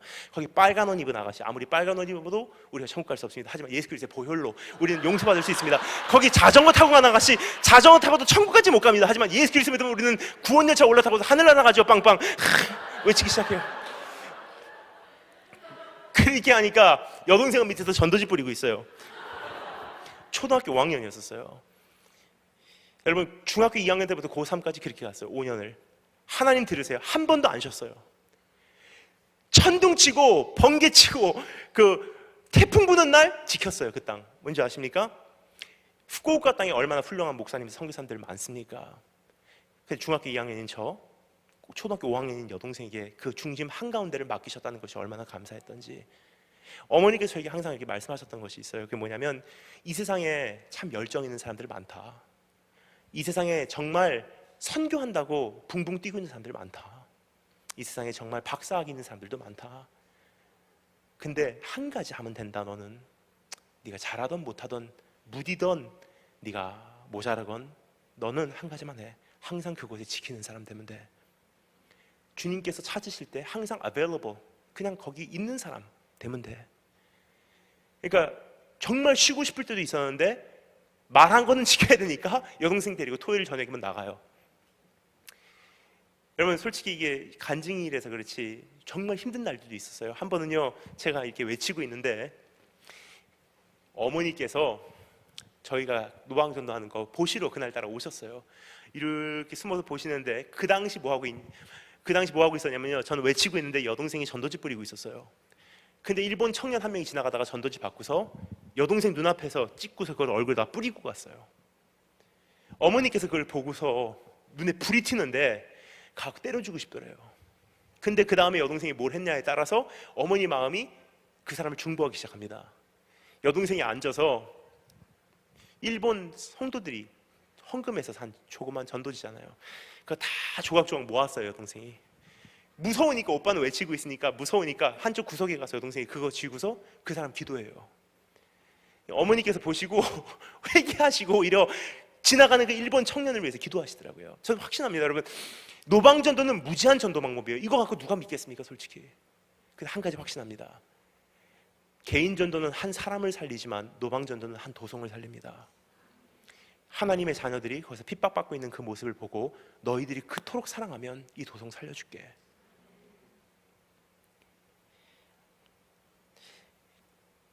그렇게 여동생하고 지켰어요. 그런데 고등학교 2학년 때 성경 공부만 들었을 때 학교 성경 공부에 여동생하고 저하고 둘이서 모여서 성경 공부하면서 학교 기도 모임했거든요. 그러니까 저에겐 둘도 없는 동역자예요. 지금은 캘리포니아에서 설교학 박사하고 있어요. 전도사입니다. 그러니까 주님 오신 그날까지 같이 가자 하고 있어요. 근데 그 여동생이 가만히 있겠습니까? 선생님께서 저하고 여동생을 굉장히 좋아했는데 오빠는 밖에서 친구들에게 욕을 당하고 있고, 여동생이 중학교 3학년밖에 안 됐지만 선생님께서 너무 좋아하시니까 너는 선생님 비서로 따라와 하고 데리고 오셨었거든요. 근데 여동생이 음식점에서 가만히 있다가 오빠가 당하는데 가만히 있을 여동생이 아니에요. 여러분, 저는 말이 입이 더듬고 이렇게 입이 더딥니다. 누가 막 하잖아요. 그럼 저 그런데 저희 여동생은요, 어떻게 그렇게 말 잘하는지 몰라요. 그냥 상황에 맞는 말을 탁 쏘는데 저는 그런데 여동생이 가만히 있질 않거든요. 벌떡 일어나서 선생님께 나갑니다. 미스터 아마토가 What? 여동생이 얘기해요. 우리 오빠가 선생님 정말 좋아하는 거 선생님 아시죠? 선생님이 가만히 계세요. 그때 여동생 중학교 3학년이었어요. 근데 우리 오빠를 내가 알아서 그런데 이것만은 오빠가 타협 안 할 거예요. 오빠에게는 예배는 생명이거든요. 선생님께 잘 부탁해요 하고 여동생이 와서 앉았어요. 선생님이 가만히 있다가 이건 안 되겠다 생각을 하셨는지 30분 만에 나오시더라고요, 음식점 밖으로. 근데 그 당시에도 친구들에게 제가 욕을 당하고 있어요. 가만히 서 있는데 막 욕을 하더라고요. 근데 선생님께서 저에게 두벅두벅 걸어오시더니 한마디 하시는데 지금 생각하니까 그 당시 선생님으로서는 저에게 하실 수 있는 최고의 배려의 말씀이었어요. 이렇게 말씀하시더라고요. 네 마음대로 해. 그래서 제가 순종하는 마음으로 선생님께서 말씀하신 것을 의지하여 제가 고등학교 2학년 때 만든 성경 공부에 나오는 저희 기도 모임에 나오는 친구들을 다 찾아다녔어요. 똑똑똑 내일 교회 간다, 로비에 모여라, 10시에 모여라. 그날 내려갔는데 솔직히 두려웠습니다. 아무도 안 모인다고 생각했어요. 단지 나와 내 여동생만은 간다 하고 내려왔어요. 근데 이게 웬일입니까? 30명이 넘게 모였어요. 그 친구들 다 데리고 가야 되는데 교회가 어디 있습니까? 그 당시 중국에. 그래서 제가 호텔 프론트에다 물어봤어요. 교회 어디 있습니까? 하니까 삼자교회를 하나 가르쳐 주더라고요. 중국 정부에서 운영하는 교회예요. 그러니까 한문이에요. 병음 좀 발음 좀 써달라고 했어요. 발음을 써주시더라고요. 친구들이 그걸 나눠줬어요. 왜냐하면 30명인데 택시를 나눠 타야 됩니다. 근데 이것을 외국인인 줄 알면은 엉뚱한 데 데리고 가거나 바가지 씌거나 하면 굉장히 문제거든요. 그러니까 모든 것이 처음부터 끝까지 다 은혜스러워야 되니까 부작용이 없도록 친구에게 얘기했어요. 일본말, 한국말, 영어 하지 말아라. 택시 타면 목적지만 얘기해라. 딱 중국말 한마디 하고 중국 사람인 거 가지고 그냥 가만히 앉아 있어라. 택시를 딱 탔습니다. 그러니까 거기 택시 기사 아저씨가 물어봅니다. 취나얼 어디 물어봅니다. 그러니까 아저씨에게 얘기했어요. 찐눈 반땐. 그러니까 아저씨가 하오레이 갔다가 오후 3시에 돌아왔어요. 어떻게 되겠습니까? 선생님 머리에서 불이 나고 있어요. 눈을 안 맞추시더라고요. 굉장히 친했던 선생님인데 그날부터 저하고 말을 안 하세요. 그날 저녁 7시 공연 다 성공적으로 마쳤어요. 월요일날 일본으로 돌아갔어요. 나머지 한 달 학교 남은 것 왔다 갔다 졸업했습니다. 졸업시장에서 졸업장 가지고 나오는데 드디어 한 달 만에 선생님께서 저에게 다가오세요. 두벅두벅 다가오시는데 저에게 악수를 청하세요. 저를 한 달 만에 선생님의 손을 잡아보니까 얼마나 두렵습니까? 두렵고 떨리는 마음으로 선생님의 손을 딱 잡는 순간 선생님께서 저를 앞으로 확 당기시더니 하시는 한마디, 내가 그날 너를 죽이고 싶었다. 근데 그 다음에 뭐라고 말씀하시나? 이렇게 말씀하시더라고요. 그런데 그날 네가 타협했다면 오늘만큼 내가 너를 존경하진 않을 거야. 그때부터 지금까지 제가 나온 고등학교에서는 주일날 하는 모든 행사가 없어져 버렸습니다. 여러분, 하나님께서는요 우리에게 끊임없이 이 세상을 살아가게 하시면서 문제를 해결하시는 분은 아니실 수가 있다는 거예요. 그 문제 해결이라는 것이 우리의 행복의 기준이라는 것은, 여러분, 우리는 끊임없이 환란으로 들어가는 이 시대에 근본적으로 불행해질 수밖에 없는 존재라는 것입니다. 하지만 내 행복의 기준이 그것이 아니라 온전한 신앙 고백이라면 세상이 어떻게 바뀌어도 우리는 행복해질 수가 있어요. 그 신앙 고백은 무엇입니까? 성공을 필요로 하지 않는 그 믿음은 이미 그 자체가 성공한 인생이라는 것입니다. 성공을 필요로 하지 않는 그 인생, 성공 없이도 행복을 누릴 수 있는 그 인생은 이미 성공한 인생입니다.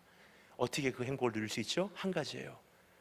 어제도 오늘도 내일도 변치 않는 그 사랑, 그리고 마지막에 그 약속을 신실하게 지키실 그 사랑, 더 나를 영화로운 모습으로 만들어내실 그 사랑. 주님께서 이 세상에 오셔서 십자가의 고난을 당하시고 부활하셔서 우리에게 몸소 보여주신 그 약속.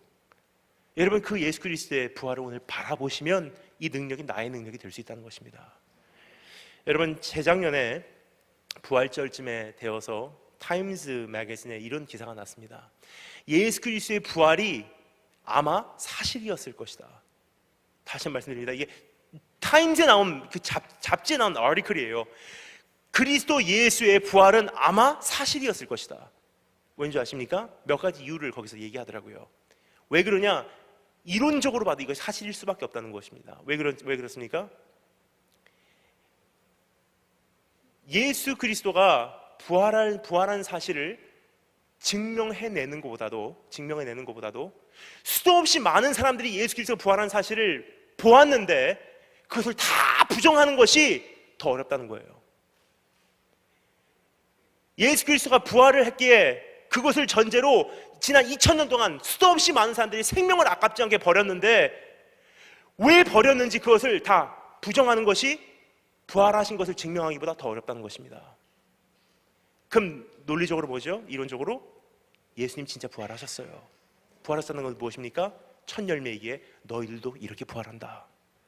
그 부활을 정말 내가 알고서 저 더 나은 소망, 더 나은 부활, 그 영원한 나의 집을 오늘 내가 소유하기 시작한다면 여러분, 이 세상에서 내가 우겨싸임을 당하고 거꾸로 매달림을 당하고 종일토록 죽음에게 던진 바 된 것 같으나 우리가 우리를 사랑하시는 이로 말미암아 그리고 우리의 약속 지키시는 이로 말미암아 우리가 이 모든 것에 넉넉히 이기느니라. 오늘 그러한 축복이 여러분의 삶 속에 있으시기에 이제는 성공을 필요로 하지 않는 인생, 성공 없이도 행복을 누리실 수 있는 그러한 축복, 그러한 인생을 사시면 여러분 이미 성공하신 삶이십니다. 그 삶 소유하시고 이제 나머지 시대 달려가시며 주님께서 우리에게 주신 그 약속을 끝까지 가셔서 쟁취하시는 그러한 한 분 한 분 되시기를 주님으로 축원합니다. 한 가지만 제가 말씀을 드리고 말씀 마치도록 하겠습니다. 우리 찬양팀 한번 올라와 주시면 감사하겠고요. 제가 제일 좋아하는 찬양이 한 곡인데 그거 우리 부를 수 있으면 너무나 좋겠다고 생각합니다. 갑자기 아까 전에 찬양을 부르는데 하나님께서 마음에 계속 감동을 주셔서 그 찬양을 부르고 싶습니다. 하늘 가는 밝은 길이라는 찬양 있죠? 여러분 그 찬양 우리 다 같이 부르겠습니다. 근데 그 전에 제가 한 가지만 이거 읽어드리려고 해요. 그래서 무엇이냐면 아까 전에 말씀드렸습니다. 저는 일본에서 어머니 아버지 살고 계셨고 저는 미국에 10년 동안 혼자서 살고 있었습니다. 여동생하고 물론 중간에는 같이 있었습니다. 근데 제가 미국에 있었을 때 제일 두려웠던 것이 일본에 계신 어머니 아버지가 연세는 계속 이렇게 들어가시고 1년에 한 번 뵈면은 아버지 얼굴이 바뀌어 계신 거예요. 1년에 한 번, 많이 뵈도 일주일에 한 번입니다. 전 사관학교 4년 동안은 그래도 한 달 동안 뵌 것 같아요. 학생이니까 생도니까 휴가가 돼서 생도 때 일본으로 가게 되면 한 달 동안은 그냥 집에 있어요. 근데 이게 한 달 동안도 부족하더라고요. 1년에 한 달씩 뵈는 것을 12년을 해야지 보통 사람들이 부모님과 함께 1년 동안 사는 시간이 채워지더라고요. 신학교 가면 괜찮겠다 생각을 했습니다. 아니더라고요. 신학교 딱 가니까 전도사가 됐어요. 전도사가 되니까 이제 교육전사가 되니까 EM을 맡게 되었습니다. 그때 이제 저는 목사님께 가고 말씀을 드렸어요. 목사님 좀 집에 좀 다녀와야 되겠습니다. 그렇게 하니까 목사님께서는 참 마음을 이해를 못 해주시는지 참 그때 굉장히 서러웠습니다. 교육전사가 어디 가요? 교회 지켜야지 그러시더라고요. 그래서 저는 항상 기다려졌던 게 언제 집에 갈까? 근데 신대원 들어가고 6년 동안 전사 생활을 하면서 1년에 딱 일주일 보내주더라고요. 오고 가고 하는 시간 빼면 진짜 어머니 아버지가 같이 있는 시간이 정말 얼마 되지 않습니다. 그러던 어느 날 하나님께서 저를 미국을 정리하게 하시고 중국을 향해서 가게 하십니다. 중국을 향해서 가게 하시는데 딱 중국 가기 직전에 3개월 정도 공백 기간이 있었습니다. 이제 중국에서 학교를 다녀야 되기 때문에 어학을 해야 되기 때문에 학교를 이제 입학하기 위한 3개월 동안의 공백 기간이 있었어요. 그럼 3개월 동안 어떻게 할까 생각을 하다가 부모님께서 개척하신 교회를 가야 되겠다. 그래서 일본에서의 3개월 동안 목회자가 없는 그 교회를 내가 돌봐야 되겠다는 생각을 했습니다. 그래서 부모님께서 개척하신 그 교회를 가게 되었어요. 근데 부모님께서 그때 사업을 하고 계신데 온천 호텔을 하고 계셨습니다. 그것이 그 후쿠오카 시내 그 교회가 있는 곳에서 약 자동차로 3시간 떨어진 곳에 호텔이 있었어요. 온천지대이기 때문에. 그럼 제가 만약에 부모님 댁에 있으면서 그 교회까지 오고 가면은 하루에 6시간 왕복이에요. 그렇게 할 수 없기 때문에 제가 약속을 했어요. 부모님, 제가 이제부터 3개월 하나님께 드린 시간 제가 교회에서 먹고 자겠습니다. 교회에서 담요 깔아놓고 거기서 먹고 자겠습니다. 3개월 동안을 교회에서 먹고 잤어요. 어떻게 먹고 잤냐면요, 이른 강단이에요. 그러면 이른 강단이 있으면 이 앞에다가 담요를 이렇게 깝니다. 그럼 그 앞에 앉아서 밤에 정말 고요합니다. 밤 9시에 강대에다가 머리를 대요. 그 눈 감고 계속 기도하고 있습니다. 그럼 저도 모르는 사이에 잠들었더라고요. 또 눈 뜨면 아직도 강단에 머리가 닿아 있어요. 그러면 또 기도합니다. 그리고 또 눈 뜨면 새벽이에요. 그럼 그 자리에서 일어나서 성경 읽고, 말씀 읽고, 책 읽고, 말씀 암송하고, 기도하고, 그냥 하루의 일과가 그거예요. 그리고 신방 다니고, 혼자 노방전도 했어요. 근데 노방전도 해도 오래 못 하겠더라고요. 왜냐하면 여러분, 혼자서 예수 신심하죠 하니까 딱 30분 되니까 목이 나가버리더라고요. 참 행복했던 시간입니다. 그리고 부모님께서 가끔 3시간 운전해 오셔서 혼자 잘 있나 보러 오시고, 수요일날 보러 오시고, 3개월 시간을 다 마치고 저는 중국으로 결국 들어갔습니다. 3개월 딱 마치고 중국으로 들어가자마자 저희 어머니께서 저에게 이 편지를 보내주셔서 땡큐 카드입니다. 고마웠다고. 이것을 읽으면서 한 가지 새롭게 정리가 되는 것이 있더라고요. 한번 제가 읽어드린 다음에 말씀드리도록 하겠습니다. 사랑하는 다니엘, 지난 일본에서의 3개월간 네가 엄마에게 얼마나 큰 힘이 되었고 위로가 되었는지 표현할 기회가 없을 만큼 행복한 시간들이 정신없이 지나갔구나. 이제 조용히 다시 하나님 앞에 앉아서 생각하니까 자꾸만 눈물이 나온다. 네가 살던 교회가 구석구석 정겹고 네가 섰던 강단이 참 사랑스럽다. 강단 및 기도 자리에 앉으면 얼마나 포근한지 너도 그랬지? 그곳에서 지난 밤도 또 지난 밤도 주님과 다시 관계를 회복하는 행복한 시간을 가졌단다. 철이 덜 난 엄마는 오랫동안 하나님께 투덜거렸잖니. 왜 우리가 이곳 일본 땅에서 이토록 외롭게 살아야 합니까? 라고. 힘드셨던 주님께서 보너스로 너를 이곳에 보내주셨고, 엄마는 외로움도 힘든 것도 잊어버리고 이곳과 구수, 호텔이 있는 곳입니다. 구수를 왕복하면서 그냥 즐겁기만 했었지. 그러나 그것은 보너스였었고 우리는 역시 가야 할 길로 갈 줄 알자니. 그것이야말로 헌신이라고 스스로 납득시키면서 이왕이면 억지로 안 가고 자원하면서 기쁨으로 가자고 설치는 모습을 보여왔지만 실상 참 힘들다. 너 어젯밤에 전화에 많이 외롭다고 했잖니. 그 말이 엄마의 마음에 걸려서 오늘 하루 종일 마음이 찡한 느낌으로 살았단다. 그러나 네가 언제나 이야기하는 것처럼 주님은 머리 둘 것도 없으신 삶을 살으셨으니까. 지금은 증명할 수는 없지만 더 좋은 약속, 더 아름다운 직분, 더 나은 제사, 더 나은 본향, 이런 것들을 아는 우리는 하나님의 신실하심이 우리의 삶 속에 증명되는 그날까지 이미 선택한 더 좋은 삶을 이제는 충실히 걸어가자. 다니엘 김 목사님, 계속해서 불러보고 싶다. 여러분, 우리가 가는 길은 평탄한 길은 아닙니다. 힘든 길입니다. 주님께서 우리를 부르실 때보다 처음부터 좁은 문 좁은 길로 부르시지 않습니까? 누구든지 나를 따르려고는 자기 십자가를 지고 나를 쫓는 자야 자라야 나에게 합당하니라. 누구든지 자기의 부모, 자식, 형제, 자매마저도 나보다 더 사랑하는 자는 합당치 아니리라. 누구든지 살고자 하면 죽을 것이요 죽고자 하면 영원한 생명을 얻게 되리라. 의를 위하여 핍박을 받는 자는 복이 있나니 천국이 저희 것이며 종이 주인보다 크지 못하는 말을 기억하라. 사람들이 주인된 나를 핍박하였은즉 종된 너희를 당연히 핍박할 것이다. 무릇 그리스도 예수 안에서 경건하게 살고자 하는 자에게는 핍박이 있으리라. 우리가 하나님의 후사여 그리스도와 함께하는 후사니 우리가 그와 함께 영광을 얻기 위하여 고난도 함께 받아야 되느니라. 그러나 내가 확신하노니 사망이나 생명이나 천사들이나 권세자들이나 현재일이나 장래일이나 능력이나 높음이나 깊음이나 내가 아무리 최고 영적 경지에 있다 할지라도, 지금 내가 바닥을 치고서 인생의 밑바닥을 내가 헤매고 있다 할지라도, 이 세상에 어떠한 피조물이라 할지라도 우리를 우리 주 그리스도 예수 안에 있는 하나님의 사랑에서 끊을 수 없으리니, 그 하나님의 신실하심이 증명되는 그날까지, 나를 받아주시는 그날까지 이 한 생명 아깝지 않게 주님께 드리겠습니다. 그러한 고백이라면 이 한 시대 여러분 넉넉히 감당하게 될 줄 믿습니다.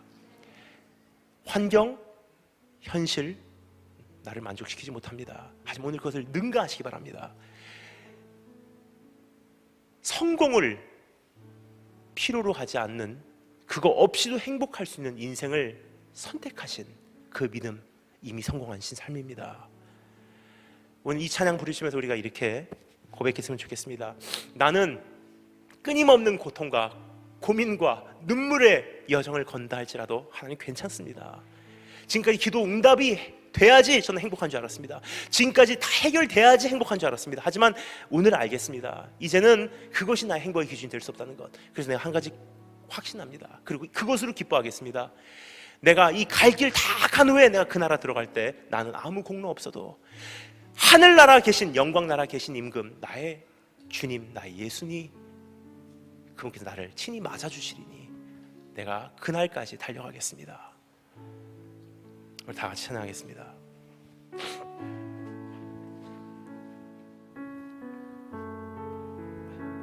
하늘 가는 밝은 길이 내 앞에 있으니